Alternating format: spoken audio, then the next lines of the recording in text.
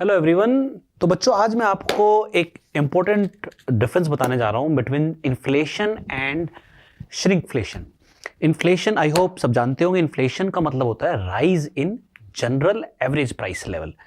जब इकोनॉमी में चीज़ों के प्राइसेस बढ़ने लगते हैं, एवरेज प्राइसेस बढ़ने लगते हैं, तो हम उसको इन्फ्लेशन कहते हैं, उसको महंगाई कहते हैं।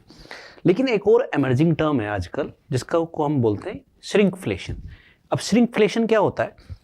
जब कंपनी की या फर्म की कॉस्ट ऑफ प्रोडक्शन बढ़ती है और फर्म प्राइस ना बढ़ा के, क्योंकि फर्म को ऐसा लगता है कि कंज्यूमर रिलक्टेंट होगा ज़्यादा प्राइस पे करने में, तो फर्म क्या करती है? फर्म प्रोडक्ट की क्वांटिटी को श्रिंक कर देती है और वहां से एक टर्म बनती है श्रिंकफ्लेशन। तो रेदर देन राइज इन और rather than increasing in price of the commodity, what the firm do? Firm decrease or shrink the quantity of the product. जैसे मैं आपको एग्जांपल देता हूं, आपने पार्ले जी बिस्किट खाया होगा।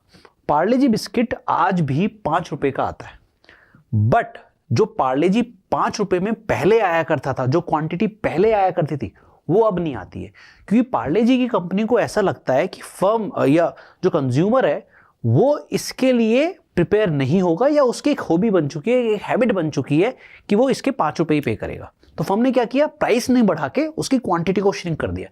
कैडबरी का आप एग्जांपल ले सकते हैं। कैडबरी जो चॉकलेट आती है उसके अंदर आप जो लो कॉस्ट वैल्यू वाली चॉकलेट है, 5 रुपए वाली, 10 रुपए वाली, 20 रुपए वाली, 40 रुपए का अराउंड जो आती है, उसके अंदर फॉइल पेपर नहीं आता है। क्यों? और जो थोड़ी सी महंगी चॉकलेट्स हैं उनके अंदर Cadbury, same Cadbury foil paper को देती है। वो क्यों नहीं देती छोटी वैल्यू वाली चॉकलेट्स में? क्योंकि फर्म क्या करती है?